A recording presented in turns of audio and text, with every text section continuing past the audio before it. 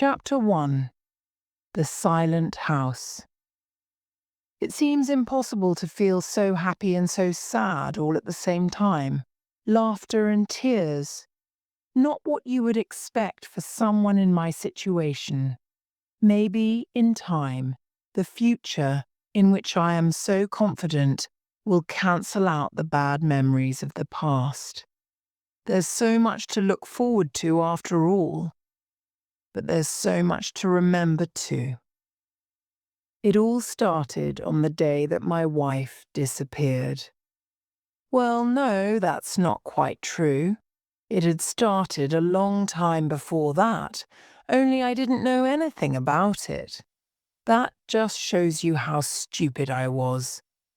Things were happening right in front of my nose, and I never even realized. I should have seen the signs, but I was blind to them. On that particular day, I came home after a rehearsal. I opened the door and walked into the house.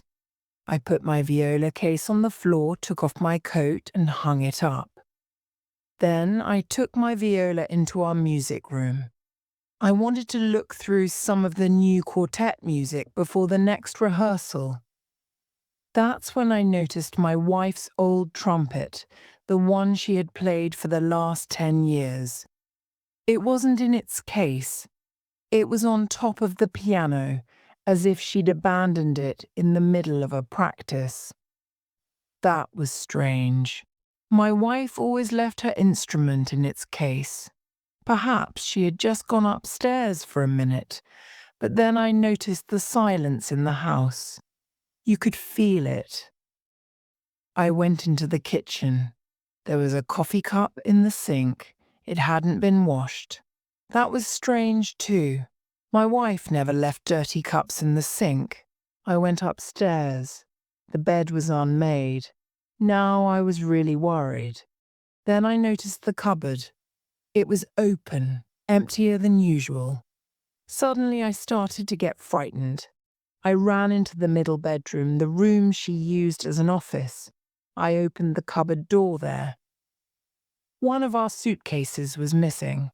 For a moment I stood there, my mind refusing to accept what was in front of my eyes. I thought somebody had taken her clothes and stolen her suitcase. Then I remembered the trumpet on the piano. Perhaps she had gone somewhere. But where? Why hadn't she told me? Then I thought, oh no, perhaps someone has kidnapped her, forced her to go away. But something told me this wasn't true, and I sat down on the chair in front of her computer. I tried to think, but all I could see was her face, last night, in that Italian restaurant, smiling at me through the candle flame. She had been so kind, so beautiful. We hadn't argued at all. It was the happiest evening for ages. I thought everything was all right again.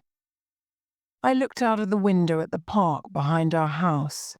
5:30 in the afternoon on a beautiful late August afternoon. Children were playing in the sunshine. The old man was walking his dog, talking to it sometimes, before pulling it forward on its lead. He walked his dog at the same time every day. Malgosia and I used to watch him and laugh together, but lately we hadn't been laughing very much at all. And that's when I knew, suddenly, that she had gone for good. That's why she was so loving yesterday. She was saying goodbye. I rushed downstairs to the hall, my heart beating far too fast. I couldn't find our address book in its usual place. I ran into the music room and got my electronic organizer from my viola case. My fingers were shaking so much that it was difficult to make the damn thing work, but I found Rosemary's number in the end and dialed it. Rosemary was my wife's best friend. "Rosemary," I said when she answered, "where is Malgosia? Where's she gone?" "Who is this?" she answered, confused. "Derek, is that you?" Yes, I said, of course it's me. Where is she? Derek, what's the matter? You sound terrible. What are you talking about? Malgosia, I said. Where is she? I don't know, Rosemary said. I could hear her children in the background. Isn't she there? Of course she isn't here. That's why I'm asking you, I shouted. There's no need to talk to me like that, she said angrily. I forced myself to calm down and apologized. Rosemary asked me to tell her what the matter was, so I did. You're not going to like this, Derek, she said when I had finished. But I haven't got any idea where she is. I mean, I knew you weren't that happy together. What? I interrupted. What did you say?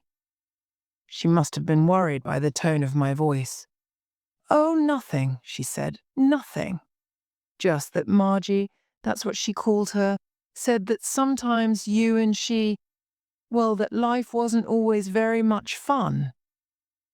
So you knew she was going to leave? I insisted. No, of course I didn't, Rosemary replied, and I wondered whether to believe her.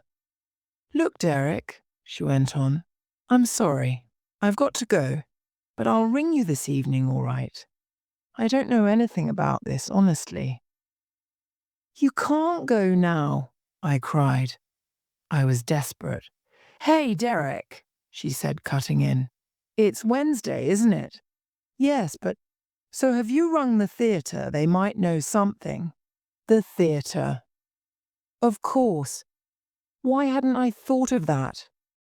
I slammed down the telephone receiver without saying goodbye. Then I picked it up again and dialed the number of the Drury Lane Theatre Royal.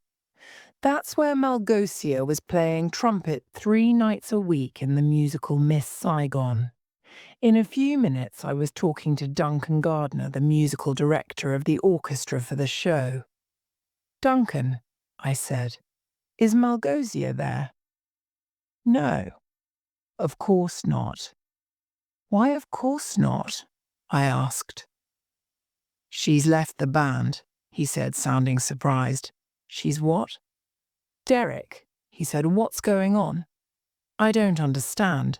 She said that she was going away. I thought she was going somewhere with you. Do you know where she was going? I asked. Derek, what on earth is going on? Did she say where she was going? I asked again. No, but she just said she was leaving England. Leaving England? Yes, he said, leaving England.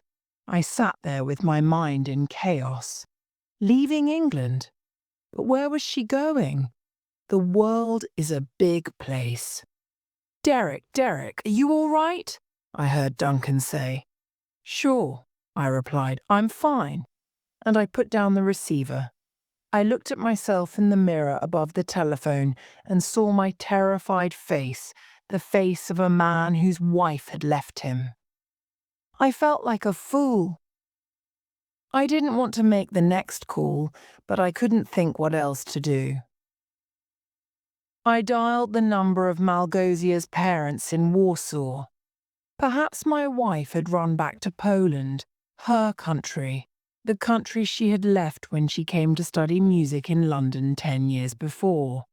Someone picked up the phone in Warsaw. They spoke in Polish, which was not surprising, of course, but it is a language I have never been able to use. Hello, I said. Is that Teresa? Teresa is Malgosia's mother. The voice on the other end said something more in Polish. I couldn't understand a word of it. Can I speak to Teresa? I said, This is Derek, from England, Malgosia's husband. There was a silence at the other end of the line. Then the voice started speaking again, quickly, trying to tell me something. I suddenly realized that it was Malgosia's grandmother. She didn't speak a word of English, and I couldn't say anything in Polish. So I said goodbye and put down the phone. I went to the kitchen and got a bottle of wine. I opened it and poured myself a glass and drank it. Then I poured another and another. I wondered what to do. It was beginning to get dark outside. I thought of Malgosia sitting at the kitchen table opposite me, the two of us sitting in silence. There had been a lot of silence recently. I thought of Malgosia practicing in the music room, the beautiful sound of her trumpet echoing through the house. Would I ever hear that sound again? I thought of Malgosia sitting in her office, tapping at the keys of her computer, investigating all those sites on the internet, talking to people all over the world while I stayed downstairs watching television. Suddenly I sat up straight. That's it, I told myself, that's it. The computer. Maybe I would learn something from the computer. I ran up to her office and switched her machine on. I went straight to her emails, hoping to find some clue, some indication of where she might have gone, and I was instantly rewarded. There was a message in the file marked incoming mail, which she must have read earlier in the day. I pointed the mouse at it and clicked. When the message appeared, I read it and then read it again, trying to understand it. The words in front of me just didn't seem to make much sense. Malgosia, where are you? I'll try and ring you, but in case I can't get through. Things are getting a bit difficult. Get here quick, otherwise I'll be in trouble. You'll love Rio, I promise. Tibor. Tibor. It was the first time I had heard that name for many years. Of course, it might not be the Tibor I was thinking of, but somehow, in my heart, I knew immediately that it was, and I felt all the anger and hurt all over again. There was a loud knocking at the front door. I switched off the computer and went downstairs. So much had happened that I couldn't think straight. Tibor? Rio? Did that mean Rio de Janeiro? I opened the door. 2 policemen were standing there. Mr. Armstrong? One of them said. Yes, I answered. What's happened? Is something wrong? The police only come to your door when something terrible has happened. Is Mrs. Armstrong in? The first policeman asked, ignoring my question. Malgosia Armstrong, he said, pronouncing it with an S sound instead of the esh sound it should have. No, she isn't. Why do you want her? Are you sure she isn't here, sir? The second policeman said. Of course I'm sure, I answered back. Why? What's this all about? We just want to ask Mrs. Armstrong a few questions, said the first policeman. Questions? What about? I asked. I think, sir, said the first policeman, it would be a good idea if we came inside, don't you? Chapter 2. Tibor and Malgosia. The first time I saw my wife, she was laughing. It was in the canteen at the Royal Academy of Music in Marylebone Road, London. I had arrived there 2 weeks before to start my 3-year course as a music student, studying the viola as my first instrument. My parents hadn't wanted me to be a music student. Even my mother, for whom music was almost as important as eating and breathing, and who wanted me to love music too, thought that it wasn't the right kind of career for me if I wanted to get on in the world. Instead, she and my father wanted me to be a doctor like he was. But I was never very good at science, and anyway, I hated the sight of blood. I was probably a bit of a coward, I suppose. I wasn't very good at sport either. I suppose you could say that I was always crazy about music. My mother was a fantastic pianist when I was a child. She didn't earn money from it, except for the few pupils who used to come to her for lessons at the weekend. But all through my childhood, I would hear her playing beautiful music, sometimes late on summer evenings, as I lay listening in my bed. I learned to love the sound of her playing as I went to sleep. Later, I realized that music, for my mother, was a secret world that she felt safe in, a world where my father was on the outside looking in, a world where she was the boss and where her imagination was set free. I think my mother wanted me to discover that world too, so I started violin lessons when I was only 6. I loved it immediately, and some of my happiest memories of childhood are of the times when I made music on my little violin, and my mother accompanied me on the piano. Later, my teacher told me that I could change to the viola, because then I would get into all the orchestras I wanted to. There are never enough viola players, he told me, so you'll always be wanted. And he was right. The moment I started on the viola, I got into school orchestras and later youth orchestras with very little trouble. Although violas are only slightly bigger than violins, you have to play them differently. They have their own unique sound. They're not superstars like violins, but they make all the nice noises inside the music, all the beautiful harmonies. Violas are modest, but they're charming, warm, and loving. Everything I hoped I could be. Gradually, as I went through school, I spent more and more time doing music and less time studying anything else. In the end, my parents had to admit that I would never get to university with my poor marks, but a career in music was just a possibility. And so, even though my father really disapproved, and he told me so about 3 times a week, he agreed to let me go to music college to study viola and piano. It was all I could do, and it was all I wanted to do. I have a clear memory of that morning when I met Malgosia. It was 2 weeks into my 3-year course. I came down the stairs after a viola lesson which had demonstrated to me how much I still had to learn. I wasn't having much success socially either, and just occasionally I wondered whether my father had been right. I opened the canteen doors, still nervous about being a new boy, still unsure about whether I really belonged there. I walked into the canteen and queued up to get some coffee.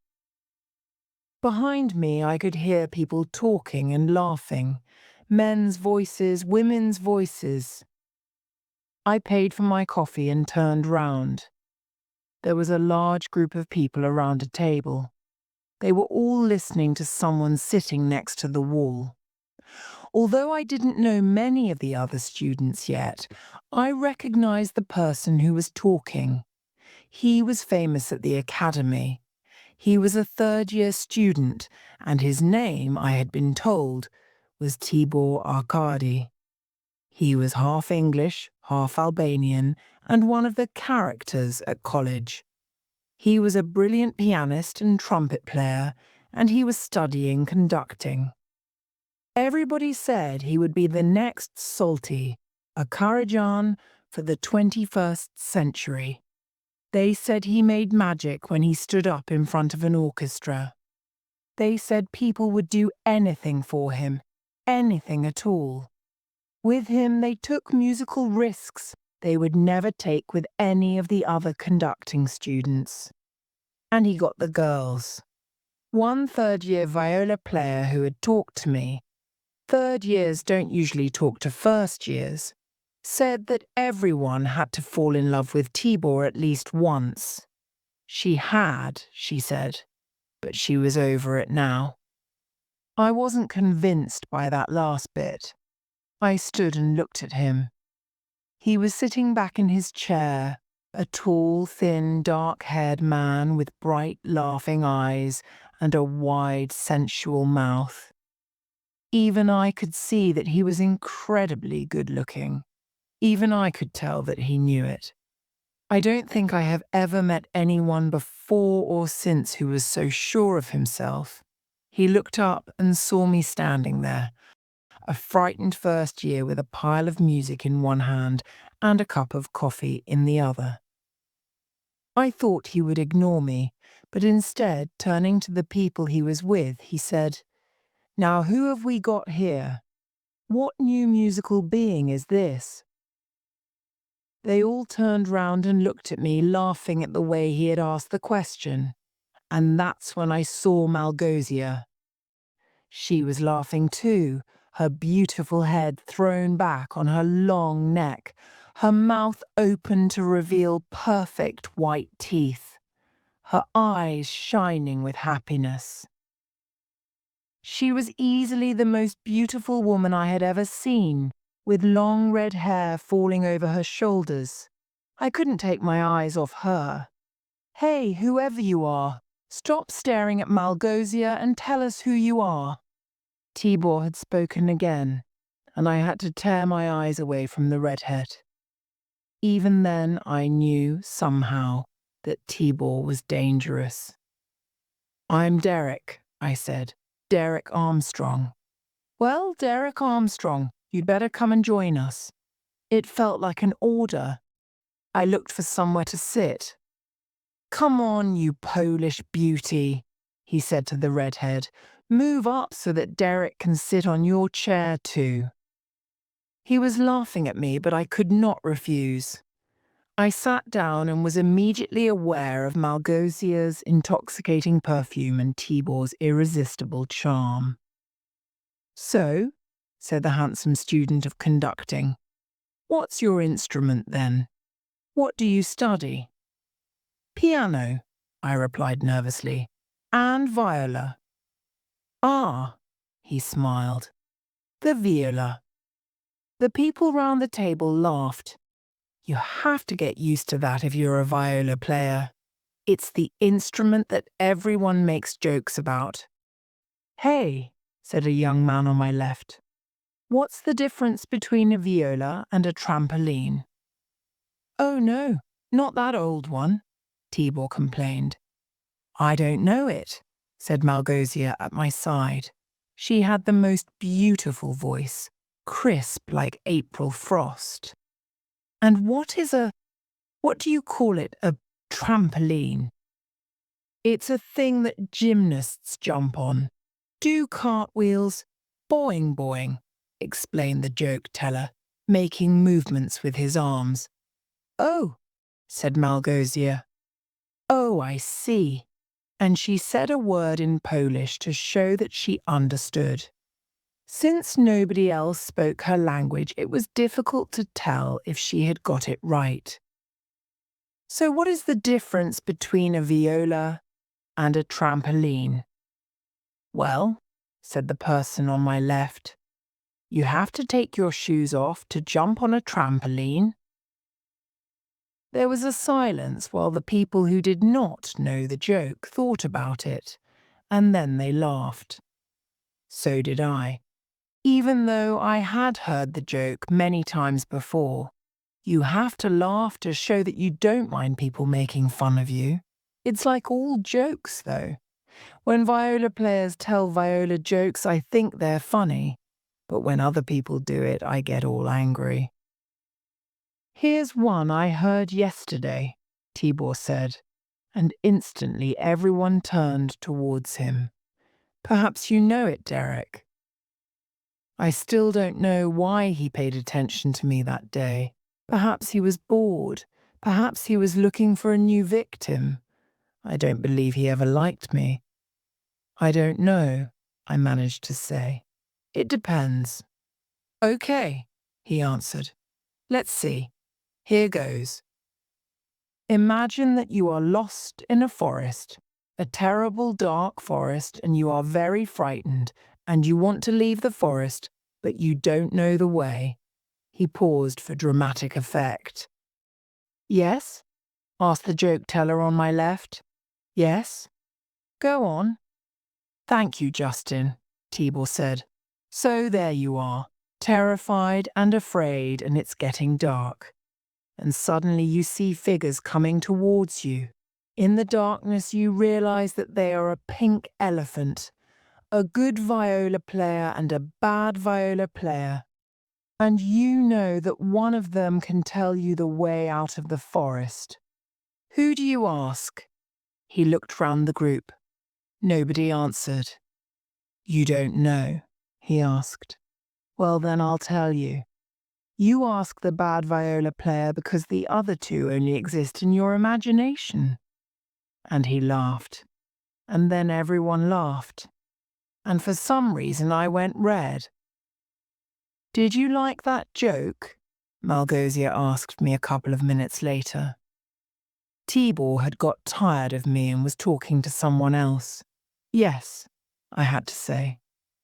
I don't think you did. Not very much, she said. Well, it's okay. I've heard it before. Yes, she said. But why do people make all these jokes about viola players? It is not the same in Poland. I don't know. Why do people make jokes about Irish people or Bavarians or Polish people? I said. That is only in America, I think, Malgosia said. But perhaps it means that we have something in common, something that is the same for both of us. She turned to me and looked at me with those big blue eyes of hers, and I knew that I was lost. Hey, Malgosia, Tibor said, getting up. We're going over to a Greek restaurant in Charlotte Street. Do you want to come? Me? She said in surprise. Me? She was obviously delighted that he had asked her. Yes, of course.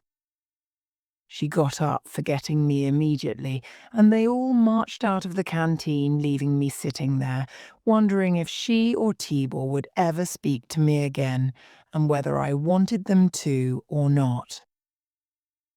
Chapter 3. Rachel, Tibor and Malgosia became lovers, of course.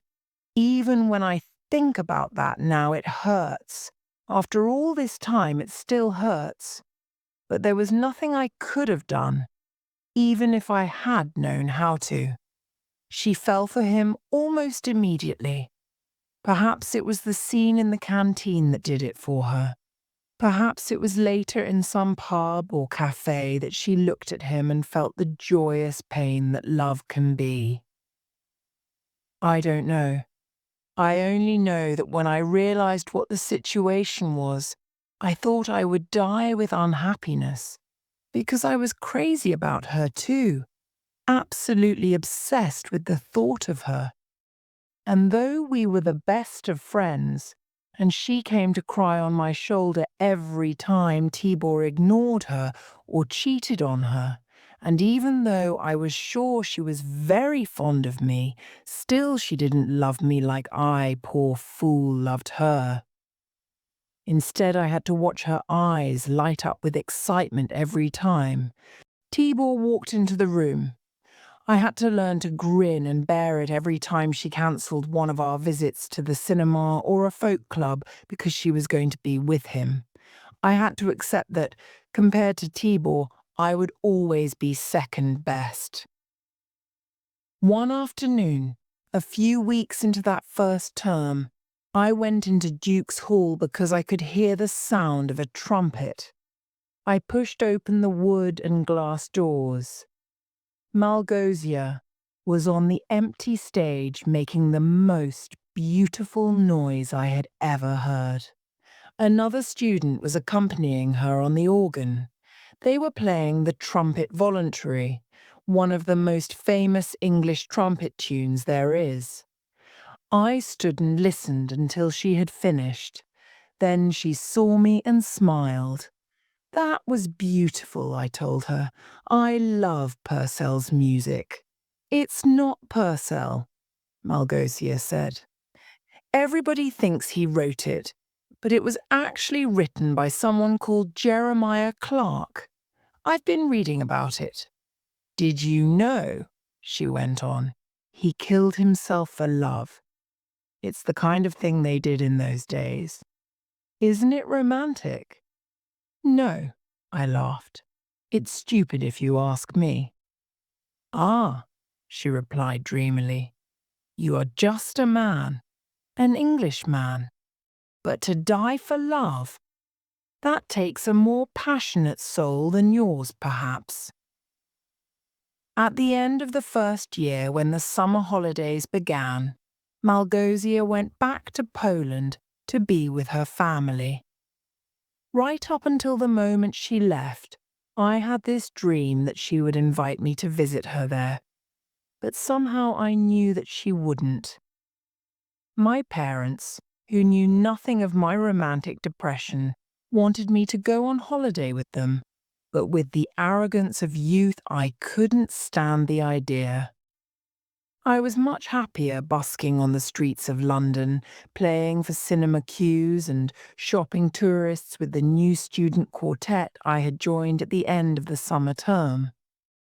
Our first violin player, Carl Robbins, was rather uneasy about playing Mozart's Eine kleine Nachtmusik 10 times a day because he'd rather be attempting Shostakovich and Bartók.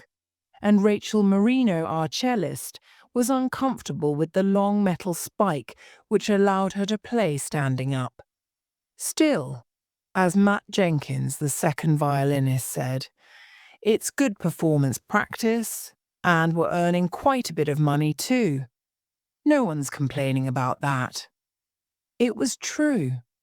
People seemed to like the way we played, and my open viola case soon filled up with small change. We earned even more when a law student who lived with me came to help us by going round our audiences with a hat, asking for donations. Ken, a Nigerian, wasn't very keen on the music we played, but he was a magician with the hat. He almost ran around the crowds that were listening to us, smiling at them, laughing and joking, telling them we were poor refugees. Anything to make them put their hands in their pockets. It looked like it was going to be a good summer. Sometimes I even forgot about Malgosia, but not for long. One evening, as we packed up our instruments for the day, Rachel suggested that we go to a pub by the river in Chiswick where she lived. The next day was Sunday, so we weren't going to play, and anyway, we needed a break. The others didn't want to go all that way because it's a long journey from central London, but I had nothing better to do, so I agreed. It was a lovely evening. Rachel and I sat outside and watched the life of the river in front of us. There were birds, the sounds of a great city all around us, planes starting their final approach to Heathrow Airport, rowers shouting orders at each other, and a little police boat making its way downriver, its blue light flashing as it went as fast as it could towards some emergency. I liked Rachel. She was quiet and gentle. She had light brown hair and pretty brown eyes set in a round, pleasant face. When she smiled, she looked like a happy child, and you knew you could trust her. She was very easy to be with. That night we sat and talked about what we hoped for the future. I told her I wanted to make enough money as a musician to have a nice house, travel a bit, that kind of thing. She told me that her dreams were much the same. She wanted children one day, she said, but for that she'd need to find the right man. Well, it's no good looking at me, I said as a joke. I know that, you fool, she said, laughing at me. You can't see anybody anyway, not while Malgosia is in the way. I blushed. Maybe, I replied. I didn't like talking about it. Can I say something? Rachel asked nervously. It depends what it is, I replied. Around us people were talking and laughing as the night got darker. I saw the lights of a party boat travelling along the river in front of us. It's just that, well, I know Malgosia is beautiful. I mean really beautiful. I wish I was beautiful like that. And I do like her. But she's crazy about Tibor, and anyone who's crazy about Tibor, well..." She stopped and looked at me, wondering how I would react. "Well, what?" I answered. I understood what she was saying, I think, but I didn't like anyone criticizing Malgosia.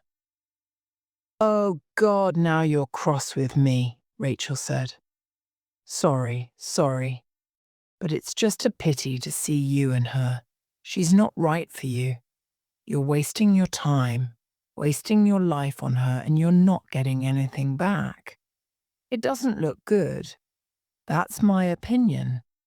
"Well," I snapped back without thinking, "I don't care what your opinion is, okay? Me and Malgosia, well, we're..." I wanted a word that meant more than friend, but I couldn't think of the right one. "We're special, all right. So it's none of your business. Just keep out of my affairs, okay?" Rachel had gone red and I had gone too far. My only excuse is that I was very confused then, and still very young. But I suppose, if I am honest, that wasn't it. It was because Rachel had said something that I didn't want to hear because it was the truth.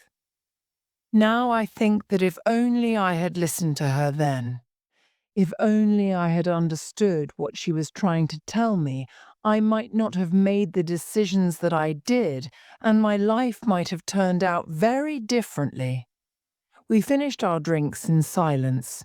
I tried to start conversations again once or twice, but she only answered with yes or no, so it wasn't much good. In the end, when closing time was called by the pub landlord, we just said goodbye, and I caught the tube back into London. As the train made its way noisily through the darkness, I thought about the conversation I had just had, and I realized that it probably meant the end of the quartet. Oh well, I thought. I can join another one, or we'll find a new cellist. It doesn't matter. And then I suddenly saw Rachel's face, Rachel's sad, gentle face, and perhaps it was the drink, or perhaps it was because it was a warm summer's night, or perhaps I was just lonely, I don't know, but anyway. At the next station I got off the train, walked over the bridge and got on the first train, which was going back the way I had just come. Half an hour later I was at the door of Rachel's house. I rang the bell. The door opened. "Derek?" Rachel said in surprise. "I thought you had gone home." "I was going to," I replied, and then I just thought, but I didn't really know what I had thought, so I kissed her instead. She didn't seem to mind, so I kissed her again, and it was very nice, and soon just kissing didn't seem to be enough, and, well, you can imagine the rest. The next morning we couldn't look at each other. We had gone too far, too fast. All I could think was that I had somehow betrayed Malgosia, which was ridiculous since she didn't love me, and all Rachel could think was that I had used her. It was raining when I reached the tube station. I didn't feel good and wondered how to cheer myself up. When I got back to my house, the first thing Ken said to me was, "Where have you been? You look awful." "Thanks," I said. "Thanks a lot." "Hey, don't you worry about it. You can sleep it off, whatever it was," Ken said. "I don't know," I answered. "Well, how about a coffee while you're thinking about it?" he offered. So we sat and talked, and I told him about Rachel, even though I knew I shouldn't, but I needed someone to talk to.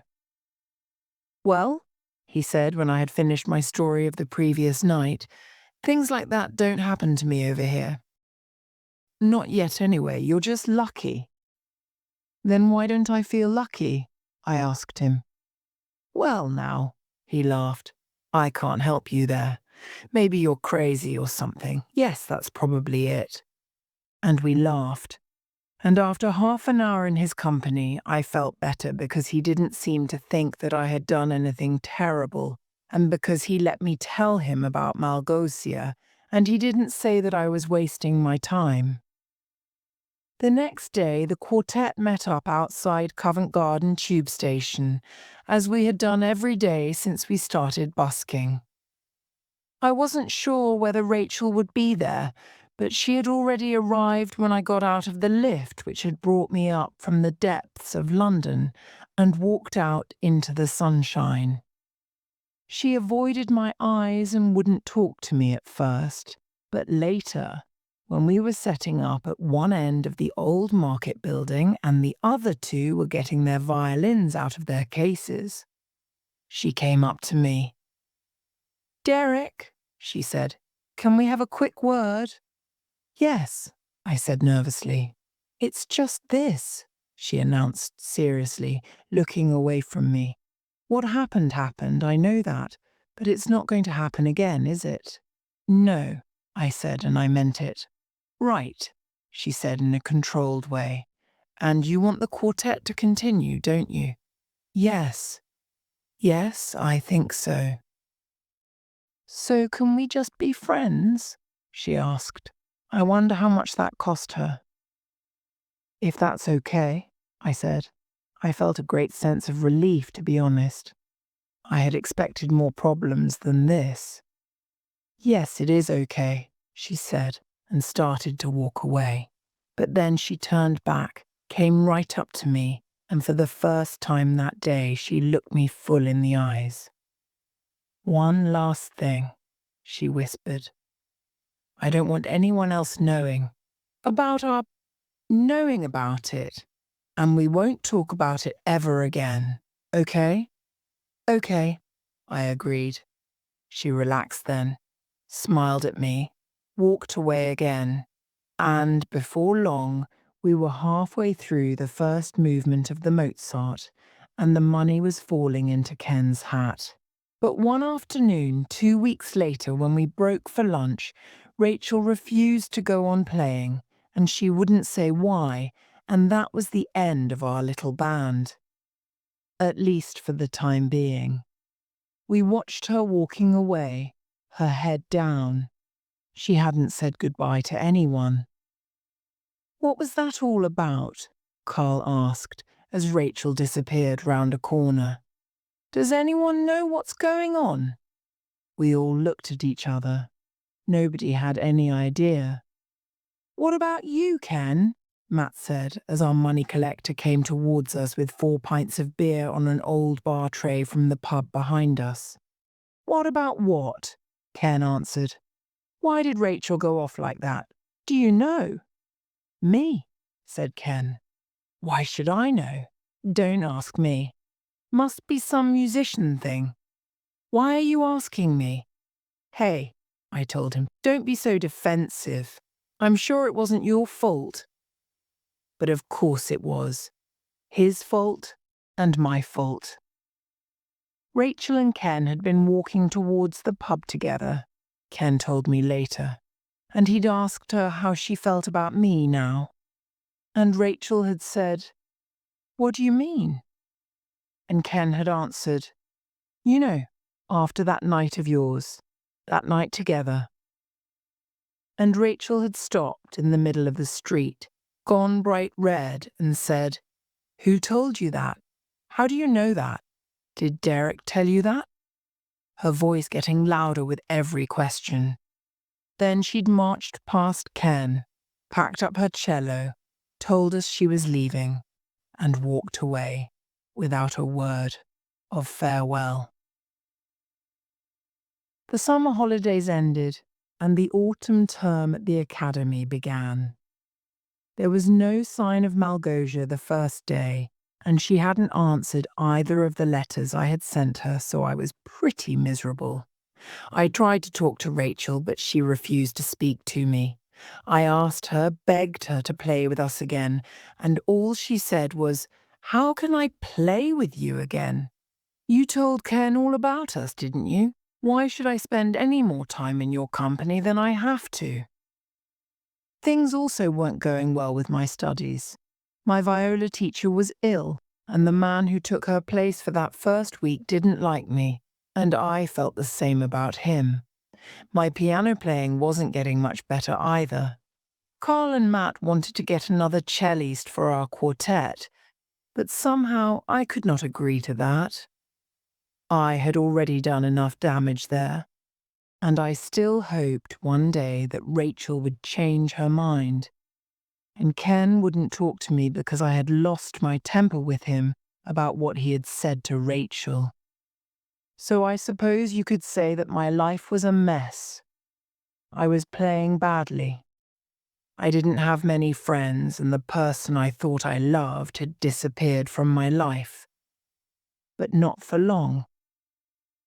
One evening, 6 days after term started, I was sitting in my room watching a bad old Hollywood movie on my small television when someone knocked at my door. I opened it. Ken stood outside. "Hi," I said. "Come in. You haven't been around for a few days. Where have you been?" "Don't worry about where I've been," he replied, not looking me in the eye. "You've got more important things to think about." "What do you mean?" "There's someone downstairs to see you," he said, "and she doesn't look very happy." "Who is it?" I asked him. "I don't know," he replied. "I've never seen her before, but she's really lovely. If you're not interested, just let me know. I'd love to try and cheer her up." I left him and walked downstairs. The front door was still open. It was beginning to get dark outside, and a heavy rain was falling. Malgosia was standing in the passageway with 2 suitcases, her beautiful hair dripping wet, and a look of complete misery on her face. Chapter 4. The New Trumpet. I was really excited when Tibor came to Warsaw, Malgosia told me as I put on the kettle to make her a coffee. I went to meet him at the airport. I had told my family all about him. They were a bit suspicious because he was the first man I had talked about like that, but they were interested to meet him. I gave Malgosia a cup of coffee. She had dried her hair and changed into some fresh clothes.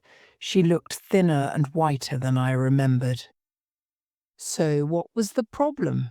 I asked. "You met him at the airport. It must have been fantastic." Malgosia was so involved in her own thoughts that I don't think she heard the note of bitterness in my voice. "Oh, it was fine at first," she replied. "He was so pleased to see me, and I was ecstatic. He came out of those sliding doors with a big grin on his face, and we threw our arms around each other, and It sounds great," I said. I really didn't want to hear the details of this happy romance after all. Well, it was. I drove him back to my parents' house, and everything was absolutely fine. Even my grandparents got on with him, although he doesn't speak any Polish. But he speaks a bit of Russian, so they managed to communicate in a limited way, and I think they liked him at first. We had a lovely few days in Warsaw, and then I took him to see Krakow, one of our most beautiful cities. And we travelled around the country. My sister came with us too. It was a very happy time.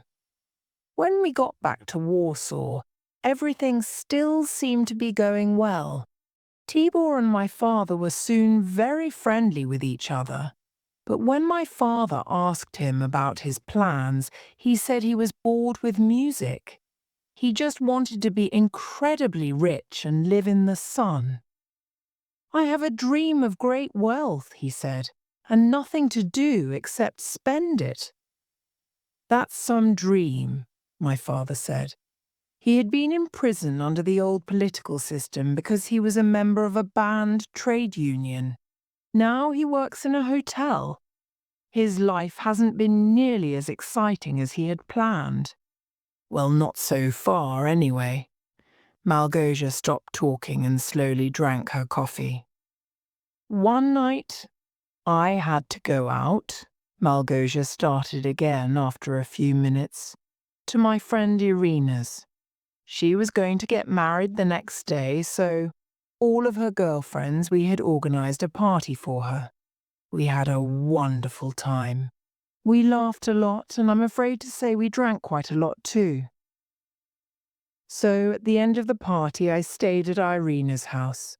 I rang my father to say I wasn't coming home. He said that Tibor and my sister had gone out for a drink. I was pleased they were getting on so well. You always want your family to like your boyfriend, don't you? Anyway, I woke up very early, and because Irina was sleeping soundly, I left the house without disturbing her. I caught an early morning tram.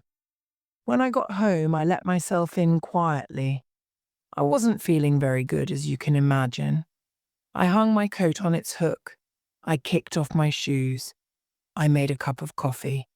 I didn't want to wake anyone. But in the end, I realized that I was feeling so bad that I would have to go back to bed. So I went into the room I shared with my sister. Malgosia paused, frowned, and then continued. And my sister Anya was there, of course, fast asleep. So was Tibor, next to her, in her bed. For a moment I didn't recognize him. Or perhaps I didn't want to recognize him. That's nice, I thought. She's got a boyfriend. And then it hit me, and I dropped the cup of coffee I was carrying. It made a terrible noise and coffee went everywhere. Tibor woke up at that point. He looked a bit surprised. Anya opened her eyes too, and when she saw me, she let out a little scream, something like, "Oh no!" And I started screaming too. I mean, I know what Tibor is like. I've always known, ever since I met him. But I thought he had changed. I thought he really loved me. And the one place you feel safe, you know, is in your family. But my sister, I couldn't believe that she would do that. I couldn't believe he would do that. The noise woke my parents, of course, and they came running into the room to see what was happening. Soon everybody was shouting and I said some terrible things. Tibor left later in the morning, and since then, it's just been getting worse and worse. Anya and we fought all the time, and yesterday I said some unforgivable things to my father. He must have realized you were upset, I said, to be helpful. Yes, Malgosia replied miserably. But I asked him why he loved Anya more than me, and why he'd been prepared to fight for his union in the old days, but now he wouldn't even stand up for me against my sister. I called her a lot of names. I threw something at her. Then my father threw me out of the house. So, I've come here to you, she said. It's the only place I could think of. I've lost Tibor. I've lost my family. I have no home anymore. What am I going to do? And she burst into tears. Much later, I put her in my bed, and after she had cried some more, she fell asleep. And all night I sat and watched her. Malgosia and I got married 3 years later, and I thought I was the happiest man alive.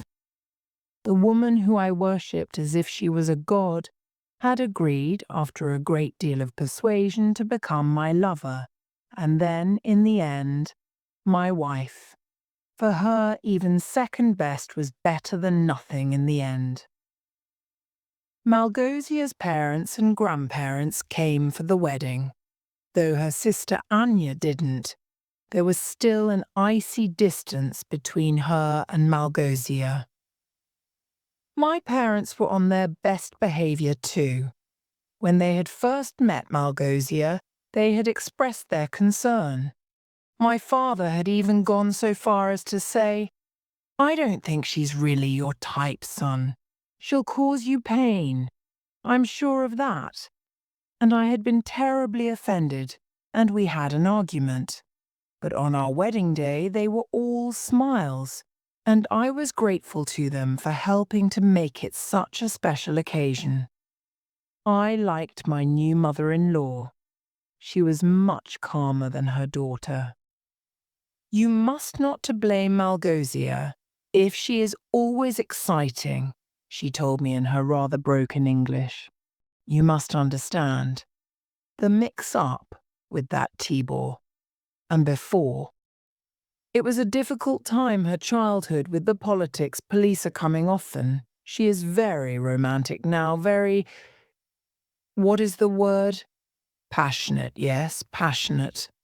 But I think you know that already. I think she is lucky, my daughter. She kissed me on the cheek. You will be careful of her, she asked, and I said yes. That's exactly what I would do. It was such an easy promise to make, such a difficult promise to keep.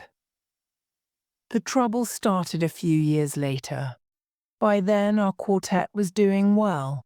Rachel had stopped feeling angry in the end, back in those days at the academy, and the four of us had stayed together ever since, improving our playing, developing a musical understanding between us that made it all worthwhile. Malgosia's career was going well too. She was getting work in musical shows in the West End.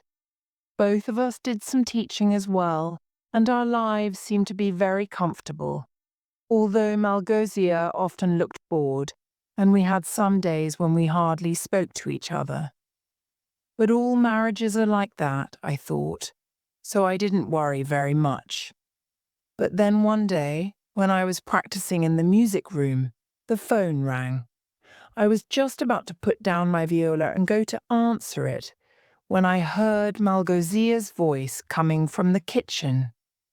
And for some reason, I half listened. I couldn't hear what my wife was saying, of course, but it was a long conversation, and sometimes she was silent, but sometimes she talked urgently in a low voice. I nearly went to listen to the conversation properly, to see who it was she was speaking to, but the piece of music I was working on was very difficult, and the quartet were due to play it in a concert next day, so I kept on playing. After 20 minutes, my curiosity got the better of me. I opened the door. As I did so, I heard Malgosia say goodbye in a loud and unnatural voice. I walked into the kitchen. Who was that? I asked. Rosemary, she said. That was a long conversation, I went on, wanting to see what she would say. Well, yes, we're friends. She's got problems, Malgosia answered in a bad-tempered kind of way. What problems? I asked, though I knew that Rosemary's husband had left her. I just wanted to see how my wife would answer. I suppose subconsciously I knew that something was wrong. You know, Ted has left her, and she has to look after the children on her own, and he's not giving her enough money. The usual. Look, she said suddenly, as if a thought had just come to her. I'm going for a walk. Do you mind? A walk? I replied stupidly. Why do you want to do that? Malgosia never went for walks on her own. I don't know. I'm just feeling a bit on edge, a bit depressed. About Rosemary, probably, so I'll just go and walk it off. I'll come with you, I said. I didn't like her to feel sad. No, she answered immediately. I'd rather be on my own. And before I could protest, she had walked past me, taken her coat from the hall and walked out of the house, slamming the door behind her. When she came back, she was calmer. She said she was sorry. She asked me to understand that she was a difficult person sometimes. That was just how she was. I knew that already, of course, and I loved her very much, and so I said, of course, I understood. Only please, I said pathetically. Do think of me sometimes, of how it feels to be me. Poor Derek, she said, and kissed me. And the next day, when I came home from the concert I had played in with the quartet, Malgosia was waiting for me. She had cooked a special meal, and there was an open wine bottle on the kitchen table. "Why aren't you at the theatre?" I asked, surprised. She was playing in the band for the Phantom of the Opera at that time. "I have taken a few days off," she said sweetly. "Come on, Derek, darling, sit down and have a glass of wine." "You're not working there for a few days?" I asked. "Why not?" "Because I need some time to myself. I need to be alone to think about some things." "What do you mean I need to be alone?" "How are you going to be alone?" I asked her. Well, I wasn't going to say this straight away. She sat with her back to me and spoke in a soft, nervous voice. "But now that we're talking about it, well, I'm going to go away for a few days. If that's all right." I didn't say anything. This was typical of Malgosia. Sudden decisions, surprises, always doing things for herself. It is what I loved about her. It was what caused me pain. "Look, Derek, I'm sorry. I know you think I'm selfish. I know I cause you trouble sometimes, but I couldn't live without you, you know that." "I know," I answered, believing her. I always believed her. "But what's all this about going away?" "Just for a few days, that's all. I just want to disappear, be by myself, have time to think." "But what about?" I asked again. "What do you need to think about?" "Life, my past, my parents, United States, the music, everything," she said. "Everyone needs time on their own sometimes. You're going to Birmingham for 2 days next week with the quartet. I thought it was just the perfect time." "Okay, even if I agree with you, where are you going?" I asked. "I don't know. I haven't decided. Maybe Scotland," she said dreamily. And so I let her go. She didn't tell me where she would be staying, and she didn't get in touch with me while she was away. But I was out of the house as well, so it wasn't too much of a problem. I just thought, poor old Malgosia, such a complicated woman, so intense, so special, so different. Of course she needs her space as her time away.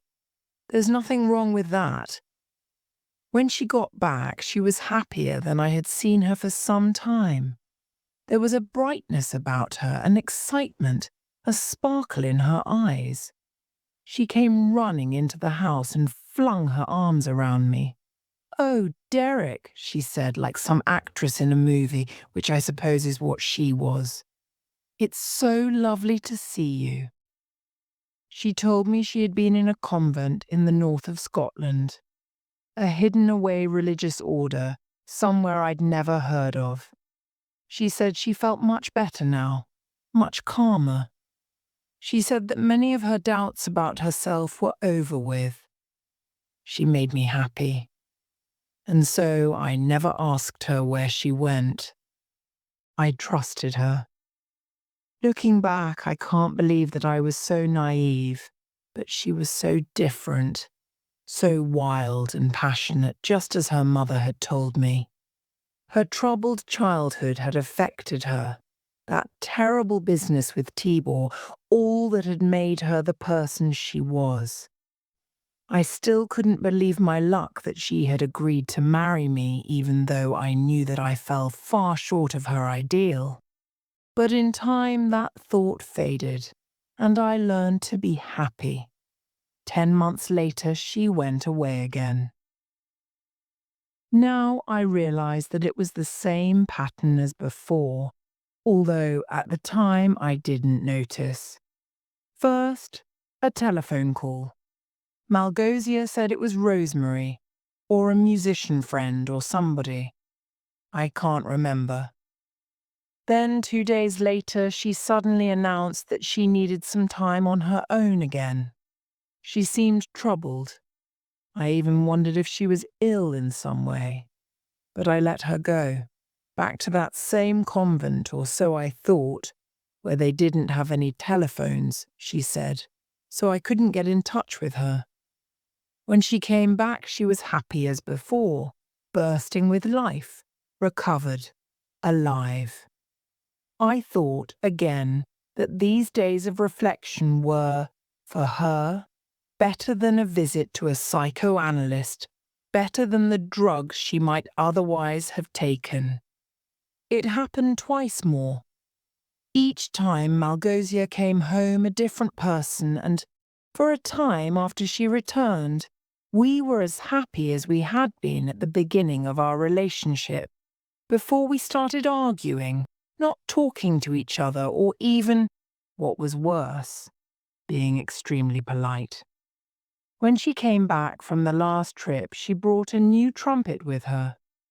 She said she had come across it in a music shop in Glasgow on her way back. She'd had a few hours before her train left for London. She'd fallen in love with the instrument the moment she'd set her eyes on it, she said. She hoped I didn't mind. She knew I'd understand. It was going to make her playing even better. I asked to listen to it, but she said, not yet. She wanted to get used to it first, practice on it, learn its funny ways and manners. Then I could hear it. I understood how she felt, but I was a bit offended that she wasn't involving me in the strange relationship that every musician has with a new instrument. It was almost as if she was cheating on me. She kept it shut in its case. She had only shown it to me that first time when she arrived back home, and even then she'd just opened the case quickly and let me look inside before shutting it up again. The new trumpet stayed in the corner of the music room for weeks. Once, I don't know why, I tried to open it to have a look inside, but it was locked. When I heard Malgosia practicing, which she had started to do with the door closed, it sounded the same as usual to me, as if she was using her old instrument. And then one night, about 3.5 weeks after she had returned from that last trip, I came home. But Malgosia wasn't in the house, and there was a message on the computer from Tibor. And while I was trying to understand why Tibor was in contact with her after all this time, and while I was trying to absorb the fact that my wife had probably gone to Rio de Janeiro without telling me, there was a knock at the door and 2 policemen were standing there. "We just want to ask Mrs. Armstrong a few questions," they said. Before I knew it, they were in my house. And because Malgosia wasn't there, they questioned me instead. Chapter 5. Deciding on Priorities. "Have you ever been to Scotland, sir?" asked one of the policemen, a middle-aged man who obviously ate and drank more than was good for him. "Scotland?" I said stupidly. As I think I've already said, I wasn't thinking very clearly. "Yes, sir," the man said. "It's that place just north of England. Have you heard of it?" "Oh, very funny," I replied. How could he be so sarcastic at a time like this? "Glad you enjoyed my joke, sir," he said without smiling. "But what's the answer? Have you ever been to Scotland?" "Yes, of course," I replied. "With my family when I was a child. And I've played in the Edinburgh Festival with my quartet about 3 times. Yes, 3 times. We had our first great success there. The Edinburgh Festival is one of Europe's great artistic events." "When was that, sir? When did you play in the Edinburgh Festival?" "The last time," I said. "About 2 years ago." "So you haven't been to Scotland for 2 years?" said the other policeman, a younger man with very short hair and a nasty look in his eyes. "That's right, officer. I've just had this crazy idea," I said. And then I added, "If you listen to what I say, you won't have to ask me questions more than once. What do you think of that?" "Let's get one thing straight," the short-haired one said. "You can help us or you can be difficult. If you want to be difficult, that's your decision, of course, but we can make your life very uncomfortable. Now, for example, we can have this conversation here in the comfort of your own home. Or better still, we can take you down to the police station and question you there. What do you think of that?" "I'm sure that won't be necessary," said the fat policeman. He was obviously the nice one in the pair. "I'm sure Mr. Armstrong will help us in any way he can, won't you, sir?" "I suppose so," I heard myself saying. I just wanted them to go so I could try and decide what to do, though I already had a pretty good idea. "Good. That's better. Now then, sir," the short-haired one went on, "you say you haven't been to Scotland for 2 years. What about your wife?" "Well, yes. She's been a few times. She came up to the festival to hear us play the first time we were there," I said, remembering how happy we had all been. "But it's difficult for her to get away from her own work sometimes, so she didn't come with us on the other 2 occasions we played there." "Yes, it must be difficult for her getting away," said the unpleasant policeman with a nasty tone in his voice. "And that's the only time your wife went to Scotland?" the first policeman asked. "Yes," I started, and then I suddenly remembered.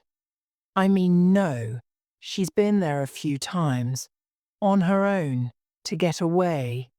You know, to get some personal space. We all need it sometimes, don't we?" I stopped. They were both looking at me strangely. "And when she's been on her own," the short-haired one said, "where has she been exactly?" I thought I heard excitement in his voice. "She goes to a convent," I replied, "a religious order. It's a very private place." "I see, sir," said the first policeman. "And where would that be, the convent?" "I don't know," I said. It suddenly sounded silly, even to me. "I'm sorry, sir," said the nasty one. "What did you say?" "Look," I protested. "I know it probably sounds strange, but Malgos, my wife, well, she is quite a nervous person, so she goes off for a bit of peace and quiet, you know. It's perfectly okay. I trust her completely, you see.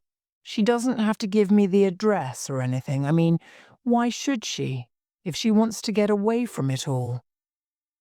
Do you know of someone called—" The overweight policeman glanced down at his notebook. "Tibor Arkady?" Tibor. The shadow in my relationship ever since we had met, ever since Malgosia had turned up at my door at the beginning of my 2nd year at college, her hair wet from the rain, her heart broken by the man who had fooled around with her sister. "Well, yes," I replied, trying to stop my voice trembling. "He was a student with us." "And where might that have been?" asked the fat policeman. "At the Royal Academy of Music," I answered automatically. "And have you seen him since then?" the short-haired one said.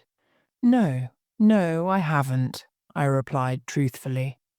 "What about your wife?" he went on. "Has she seen him?" I hesitated. 2 hours ago, I would have said, "No, of course not." But that was 2 hours ago. Since then, I'd seen the email. But then again, Malgosia was my wife, and if she hadn't told me about Tibor, I was sure she wouldn't want me to tell the police. "Well, sir," asked the friendly one, "has she seen him?" No, I'm sure she hasn't," I replied. "Well, sir, that's about all then," said the nasty one suddenly. "I don't think we need to bother you any more." He got up as if to go. "Excuse me," I said. "Can you tell me what this is all about?" "We'll let you know as soon as we have anything to tell you," he said. "Oh, by the way, where is she, your wife?" "She's not here. She's gone away." "And where would that be?" said the larger man. "Not to Scotland, I expect." "No," I said. "She hasn't gone to Scotland." "Did she bring anything back from Scotland ever?" said the younger policeman. "Anything special?" The older policeman looked as if he was annoyed at the younger man's interruption. "No," I said miserably, remembering how she never even brought me back a bottle of Scotch whisky or a tin of shortbread biscuits. But then it suddenly dawned on me. The new trumpet. Oh no! I was beginning to piece things together, and although I wasn't anywhere near the truth yet, I wasn't completely wrong either. "Yes, sir?" the policeman went on. He must have seen the look on my face. I never had a chance to answer. Suddenly the fat policeman's radio started making noises, and when he pressed a button on his chest, I heard something like, "Code 94, Code 94, and an address repeated over and over again. "Sorry, sir, but we have an emergency. We have to go," said the short-haired one. "We'll see ourselves out." "Code 94. Policeman in trouble," the older one said. "You drop what you're doing when you get a code 94. They both ran from the room. At the door, the older one said, "We'll be back, sir, tomorrow, to continue our interesting conversation. Don't go anywhere, will you?" "All right," I said, and closed the door behind them. Then I ran into the music room. There must be something special about the new trumpet Malgosia had bought. Even if the case was locked, I was determined to find out. But when I got into the music room and looked in the usual place, I realized that I wasn't going to discover anything. Her new trumpet wasn't there. There was just her old one lying on top of the piano. Rosemary was surprised to see me standing outside her front door at 11:30 at night. "Derek," she said in amazement, "what are you doing here?" She looked at the suitcase I was carrying. "I was just on my way to bed," she said. Rosemary, my wife's best friend, is an editor for a big fiction publisher in London. Her husband, her ex-husband by then, was a choreographer. He'd gone off with one of the dancers in a show he was doing, leaving Rosemary broke and depressed. But before he'd left her, he'd taken Rosemary to an opening night party of a musical where Malgosia was playing. The two women had met, got on well immediately, and had become best friends. It helped that Rosemary lived near us, of course. I quite liked Rosemary too, but she was Malgosia's friend rather than mine. Sometimes when the two of them were talking, I felt like an outsider. Sometimes it was even worse, and I might just as well have been the enemy. I could understand why Rosemary was upset, of course.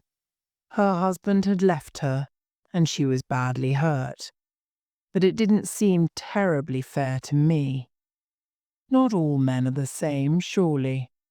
I hadn't done anything bad to her. I hadn't even done anything very bad to my own wife, except bore her. "I'm sorry to turn up like this," I told her. "I wouldn't do it under normal circumstances. Honestly, I wouldn't. But I need your help."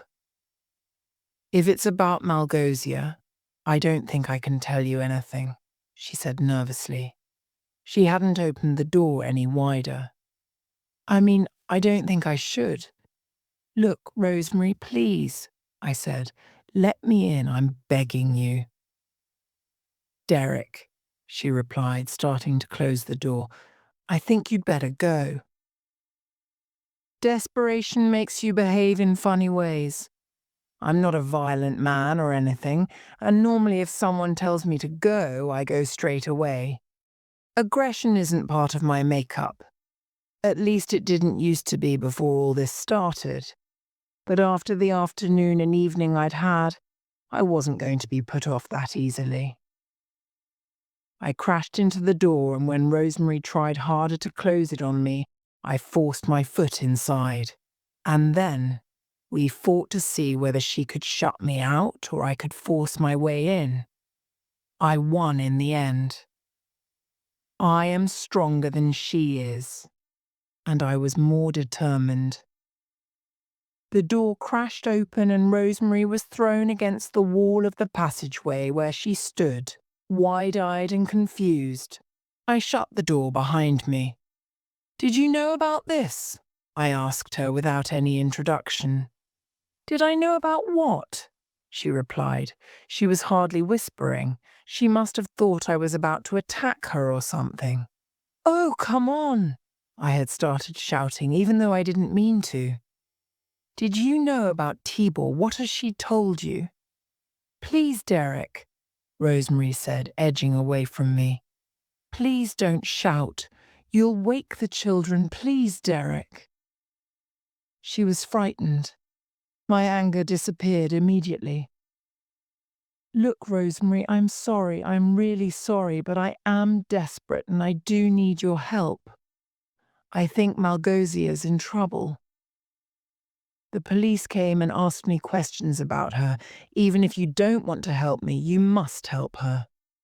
All right. Come in," she said. "But just for a moment. I've got a busy day tomorrow. I've got a book to finish. The woman who usually looks after the kids is ill. I don't know what I'm going to do." She led me into the kitchen. "Do you want a drink?" she asked. "A coffee? A glass of wine?" "Coffee, please," I said. "I think I've had enough wine this evening." "Yes," she said. "I can see that. You look terrible." "Thanks," I said. I sat down. Now that I had got here, I felt suddenly very tired. "What's this all about?" Rosemary said from over by the sink where she was filling the kettle. So I told her. I told her about the email message, about Rio de Janeiro and Tibor. I told her about the police and the questions they had been asking me. I told her everything I knew. She didn't say much. She just listened. "Why didn't you ring?" I asked her suddenly. "You said you were going to ring." "Yes, I did. I'm sorry," she said, handing me my coffee. "But I didn't know what to tell you. I didn't know what I could tell you. It's not really my business, you see, what Malgosia does, what you do. Anyway, I couldn't betray a friend." "Rosemary," I told her, "you above all people should know what it's like when your husband or your wife starts behaving strangely. Don't you think I have a right to know?" "Malgosia's my friend," she replied simply. "So what was she doing in Scotland? Do you know that?" "Not exactly, no," Rosemary said. She was speaking quietly now, sympathetically. "I do know she met someone up there, and that it made her very happy." "I'm sorry, Derek," she said. She must have seen my face. "But I don't know who it was." "Perhaps it was this Tibor." "And you approved of that?" I asked. "Of course not. It's not my style. I told Malgosia so too. But she said she couldn't help it. She said it was like an illness, an addiction, a need she couldn't control. But just lately she started talking differently." "How do you mean?" I asked, feeling suddenly frightened. "She was really thoughtful about something. She wouldn't say what. She just said that something was going to happen, that she was going to have to do something, and that she might have to leave. She said that she didn't know if it was the right thing to do or not, but she wouldn't give me any details. What could I say? I thought she was just being silly. I told her to make a decision. She should either choose you or whoever the other person was. Then she wouldn't have anything to worry about. And she said that might have been possible once, but that now things were much more complicated. I thought then that she was being asked to do something she didn't really want to, something like that. You're going to follow her, aren't you? Rosemary said a little later because it was obvious. Yes, I replied. Of course. What else can I do? But the police will be back, and if Malgosia really is in trouble, they'll keep me here to ask me more questions. That's why I came to you. They won't look for me here. I need to stay the night. Is that all right? I'll be gone tomorrow. Poor old Derek, Rosemary said. Yes, it's all right. I hope you find her. I hope she's all right. I didn't sleep much that night on Rosemary's sofa, and when I did finally manage to sink into unconsciousness, it seemed only a few minutes before I woke to find Rosemary's two small children looking at me curiously. I crawled out of the sleeping bag she had lent me and climbed into my clothes. I found Rosemary in the kitchen pouring cornflakes into the children's bowls. There's coffee in the pot, she said. I drank a black coffee, no sugar. Then I told her I would be going in a couple of hours. Which airport? She asked. What flight are you taking? I don't think I'm going to tell you, I replied, looking up from my cup. If the police come here, I'd much rather you didn't know anything. I left at 9:45. Rosemary came to the door. Derek, she said, standing on the front doorstep, her expression much warmer than it had been the night before. I hope you find what you want. So do I told her. And Derek, she said, I know you think I don't like you, but I do really. It's just that, well, I thought Malgosia was my friend. Will you forgive me? There's nothing to forgive, I said.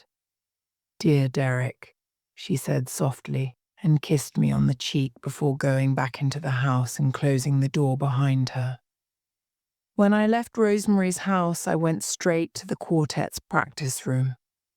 Only Rachel had arrived. Hello, Dee, she said. She had been calling me that for some time now. Why have you got your suitcase with you? Where's the viola? I can't do it, I said. I can't do this practice, not today or this week. I don't know for how long.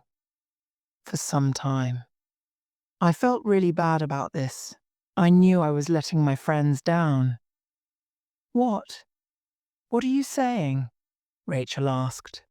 I'm afraid I've got to go away for a bit, I repeated. There's something I've got to do. What? She said. A look of anger was beginning to appear on her face. What have you got to do? I can't explain, I replied. It's personal. It's personal, she exploded. What on earth does that mean?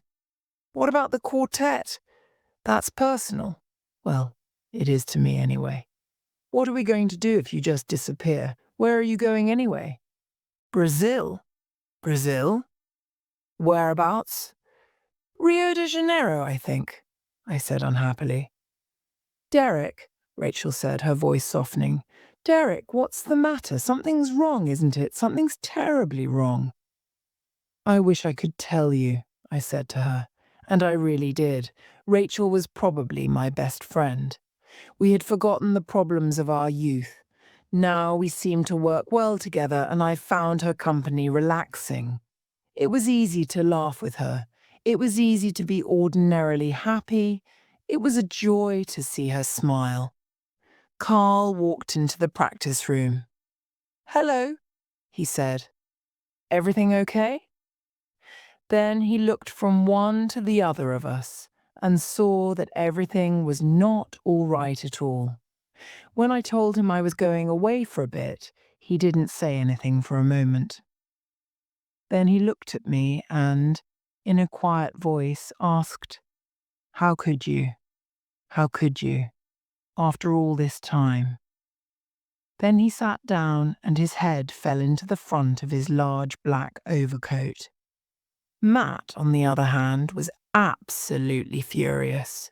He went red in the face and started shouting. "How can you do this to us?" he yelled. "We're all in this together. We're a team, a family. We're just about to do the most important concerts of our lives, and you say you've got to go off to South America because of some personal problem. With Malgosia, I suppose. I think you'd better decide where your priorities are. That's what I think. Jesus." He finished and walked across the room to stare out at a grey February sky. "Look," I said. "Matt, Carl, Rachel, all of you. I wouldn't do this if I knew of any other way. Honestly. I'm really, really sorry." "You will be," Carl said, "if you come back and find someone else sitting in your place." "I'm sorry," I said, a chill settling on my heart at the thought of what I was risking. "I really am. You don't know how sorry I am." They were all standing there now looking as miserable as I was. What could I do? I walked out into the street and shouted for a taxi. "Where to, mate?" the driver asked me. "Heathrow," I told him. "Heathrow Airport."